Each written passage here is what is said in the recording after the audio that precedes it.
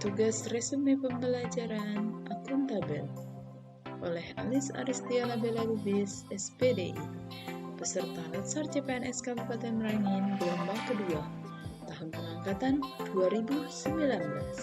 Mentor pengampu, Muswarita Afriani, SEMM.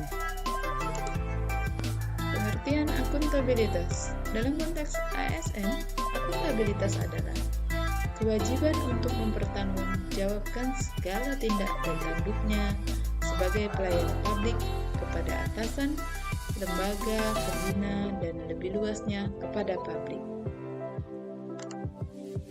Core value ASN dalam konteks akuntabilitas, yaitu kemampuan melaksanakan tugas dengan jujur, bertanggung jawab, cermat, disiplin, dan berintegritas tinggi.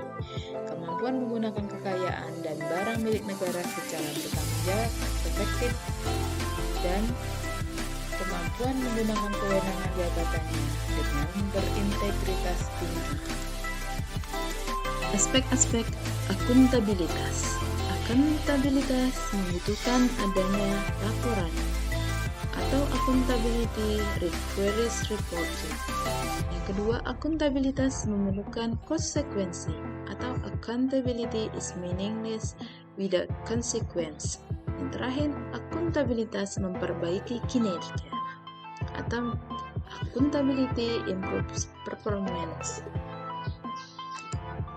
Tingkatan dalam akuntabilitas yang menduduki piramida paling bawah yaitu ada akuntabilitas personal, selanjutnya akuntabilitas individu, akuntabilitas kelompok, akuntabilitas organisasi, dan yang paling tinggi adalah akuntabilitas stakeholder. Akuntabilitas dan integritas. Akuntabilitas dan integritas adalah dua konsep yang diakui oleh banyak pihak menjadi landasan dasar dari sebuah administrasi untuk sebuah negara. Menurut Matziliza dan Zinke, kedua prinsip tersebut harus dipegang teguh oleh semua unsur pemerintahan dalam memberikan layanan kepada masyarakat. Bahkan, Ollens mengatakan, sebuah sistem yang memiliki integritas yang baik akan mendorong terciptanya akuntabilitas, integritas itu sendiri, dan transparansi. Integritas dan anti korupsi. Integritas adalah salah satu pilar dalam pemberantasan korupsi. Secara harfiah, integritas bisa diartikan sebagai bersatunya antara ucapan dan perbuatan.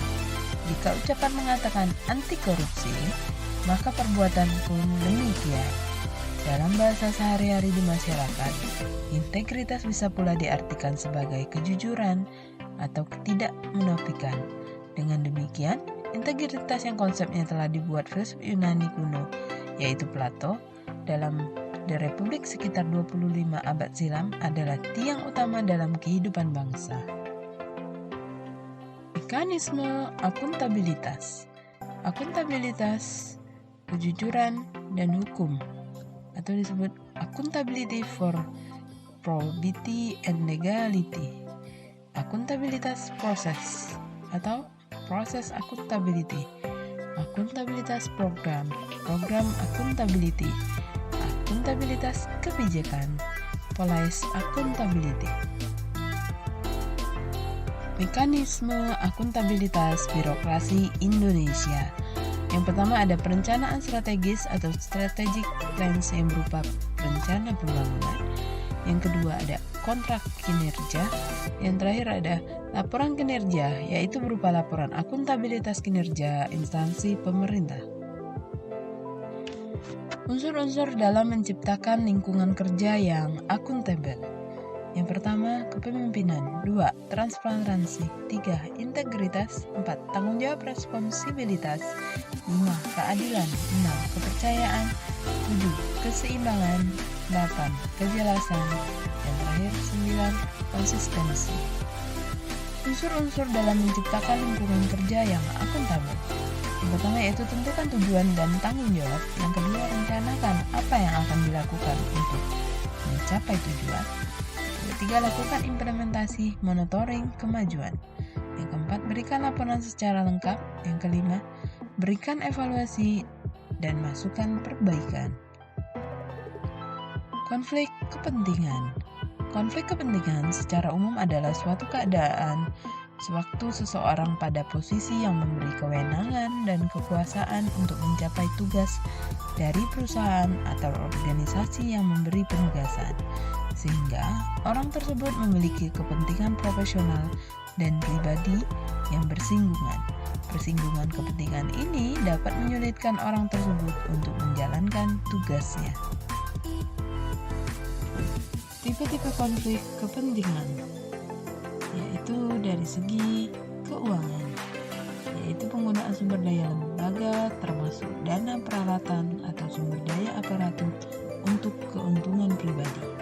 Sedangkan dari sektor non-keuangan, yaitu penggunaan posisi atau wewenang untuk membantu diri sendiri dan atau orang lain. Konsekuensi kepentingan konflik. Yang pertama, hilangnya berkurangnya kepercayaan dan stakeholders. Yang kedua, memburuknya reputasi pribadi atau institusi. Yang ketiga, tindakan indisipliner. Keempat, keputusan hubungan kerja. Yang kelima, dapat dihukum baik perdata ataupun pidana. Pengelolaan gratifikasi yang akuntabel. Gratifikasi merupakan salah satu bentuk tindak pidana korupsi. Dalam konteks nilai barang dan uang, ataupun konteks pegawai atau pejabat negara, gratifikasi bisa dikategorikan sebagai gratifikasi netral dan ilegal, sehingga harus memutuskan dilaporkan atau tidak dilaporkan ketika harus dilaporkan menurut pasal 12C UU nomor 20 tahun 2021 tentang pemberantasan tindak pidana korupsi. Anda punya waktu hingga 30 hari sejak menerimanya. Namun dalam konteks pola pikir, gratifikasi kerap memberikan dampak sangat buruk yang tidak terpikirkan oleh kita sebagai pemberi atau penerima. Membangun pola pikir anti korupsi. Pentingnya akuntabilitas dan integritas yang dimiliki setiap unsur pelayanan publik termasuk PNS.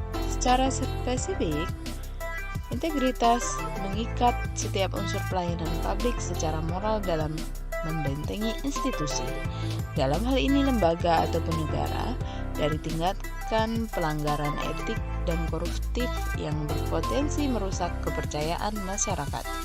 Di luar kewajiban negara yang telah membuat kebijakan yang terkait sistem yang berlandaskan transparansi, akuntabilitas, dan integritas, peran masing-masing individu dalam mengembangkan pola pikir akuntabel dan berintegritas atau sering dibahaskan sebagai pola pikir anti korupsi sangat dibutuhkan. Demikianlah hasil resume saya kali ini.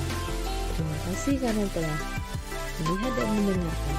Sampai ketemu lagi di resume-resume saya selanjutnya. Assalamualaikum.